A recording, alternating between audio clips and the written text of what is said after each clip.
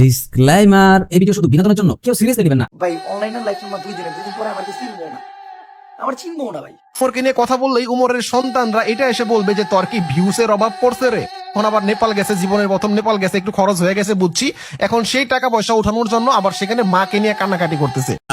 শোনা গো, আমার খুব কষ্ট যে বলো। এই কি অবস্থা? আশা করি সবাই ভালো আছো। আজকে অনেকদিন পরে ভিডিও নিয়ে আসলাম তোমাদের মাঝে। আশা করি আমার ভয়েসের কোয়ালিটি শুনে তোমরা বুঝতে পারতাছো যে আমি ঠান্ডার শোধনে কি হালে আছি। যাই হোক, সেটা কোনো বিষয় না, আলহামদুলিল্লাহ আমি একটু ভালোই আছি। কিন্তু আমি তো ভালো আছি, কিন্তু কমিউনিটিতে যে ধরনের চুতিয়া বানা চলতেছে এতে বোঝা যাইতাছে তোমরা ভালো নাই। যাই হোক, আজকের ভিডিওটা যারা যারা দেখতেছো তোমাদের হাতে সময় থাকলে অবশ্যই মনোযোগ দিয়ে ভিডিওটা দেখবা। আর যারা যারা ওমর অন ফায়ারের ফ্যান আছো তোমরা তো অবশ্যই মিস করবা না, অবশ্যই পুরো ভিডিওটা না টেনে দেখবা। আর যারা যারা এক্সাটিকুল গেমারের ফ্যান আছো তোমরাও দেখতে পারো। এখন বর্তমান সময়ের অনেকে বলতে পারো ভাই এক্সাটিকুল গেমারটা কে? এক্সাটিকুল গেমার হইতাছে গেমিং কমিউনিটির একটা রোস্টার বলতে পারো, যে কিনা সকলের মন জয় করে নিছিল। এখন আবার অনেকের মুখে শুনি এক্সাটিকুল গেমার নাকি বাংলাদেশের প্রথম রোস্টার। ভাই ফেনা কি বেশি খেয়ালাইছিল তোমরা? এক্সাটিকুল গেমার যদি প্রথম রোস্টার হয়ে থাকে বাংলাদেশের, তাহলে আমি বলবো ভাই তোমাদের ধারণা ভুল। বাংলাদেশের অনেক পুরনো একটা রোস্টার হইতাছে দাসে নেশন। হ্যাঁ, তোমরা এখন বলতে পারো যে সাদিকুল গেমার কিন্তু গেমিং কমিউনিটির ভিতরে একটা প্রথম রোস্টার। হ্যাঁ, এটা আমি মানি। হ্যাঁ, আমি এইটাও বলি সাদিকুল গেমারের রোস্টিং এর ভিতরে একটা দম আছিল। কিন্তু হঠাৎ তোমাদের সাদিকুল গেমার কোনো ঝড় বৃষ্টি ছাড়াই না গায়েব হয়ে গেল, বাংলাদেশ ছেড়ে দুবাই চলে গেল। কিন্তু ইউটিউব কিন্তু ছাড়ে নাই। তোমাদের সাদিকুল গেমার কিন্তু রোস্টিং ছেড়া দিছে।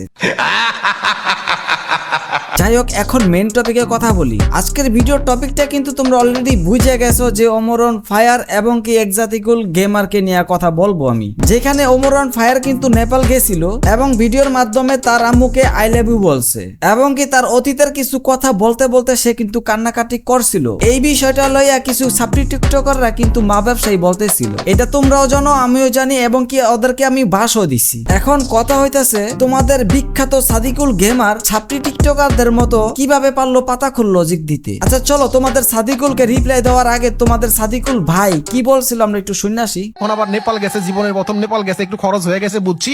এখন সেই টাকা পয়সা উঠানোর জন্য আবার সেখানে মাকে নিয়ে কান্নাকাটি করতেছে। হ্যাঁ ঠিক বলছো, সে তার মারে নিয়ে একটা কান্নাকাটি করে ভিডিও করছে। কিন্তু এই বোকাচোদা, এই তোর ব্রেন কি পুটকিতে? এই ধরনের বাঞ্চুদ মার্কা লজিক কোনতে পাস? ওমর যদি তার মারে নিয়ে কান্নাকাটি করে তার নেপালের টাকা তুলতে চাইতো, তাহলে ভিডিওটা ওই পেজে আপলোড করতো না যে পেজের মনিটাইজই নাই। আর যদি মনিটাইজ না থাকে তাহলে তো টাকা ইনকামই হইব না। আর তার তো বড় বড় চ্যানেল আছিল, ওইখানে আপলোড করলো না কি লিগে? আর মারি নিয়ে যদি কান্নাকাটি করে ইনকামই করা লাগতো, তাহলে কতক্ষণ পর পরই একটা করে ভিডিও আপলোড করতো যে আমি নেপালে আসার পরে আমার মারে ছাড়া থাকতে পারতাছি না, আমার আম্মুরে আমি অনেক মিস করতেছি, মানে আম্মুরে নিয়ে বিভিন্ন ধরনের ভিডিও আপলোড করতো। ওইটাও তো করে নাই কে। কিন্তু তোর লজিকটা কি দিলি? জীবনের প্রথম নেপাল গেছে, এখন নেপালের টাকাগুলো তোলার জন্য মারি নিয়ে কান্নাকাটি করে ভিডিও আপলোড করছে। একেতে অপমান করে কথাবার্তা কইতাছস, তার ভিতরে সাউয়া মার্কা লজিক দিতাছস। আসলে তোমাদের সাদিকুল গেমার ভাবতেছিল আগে ভিডিওর ভিতরে যাই বলতো তাই তোমরা সত্য মনে করতা। আর তোমাদের সাদিকুল মনে করছিল সে অন্যায় করবো, তারে কেউ প্রতিবাদ করবো না। দেখো ভাই, তুমি সাদিকুল হও আর যেই হও না কেন, তুমি ভুল করলে তোমার কোনো ছাড় দেওয়া হবে না। তোমরা কি জানো তোমাদের সাদিকুল ভাইয়ের নামে অনেক মানুষে বলে তোমাদের সাদিকুল গেমার এত পরিমাণ টাকা স্ক্যাম করছে যে যা বলার মতো না। যাই হোক, সত্য কিনা মিথ্যা এটা এখনো জানি না, হাতে যে পর্যন্ত প্রমাণ না আসবো ততক্ষণ ওই বিষয়ে আমি ভিডিও বানাইতে পারতাছি না। তোমাদের মধ্যে যারা যারা সাদিকুল থেকে স্ক্যাম হইছো, মানে তার কোটেক্সে ভিআইপি তে জয়েন হওয়ার পরে বাস খাইছো,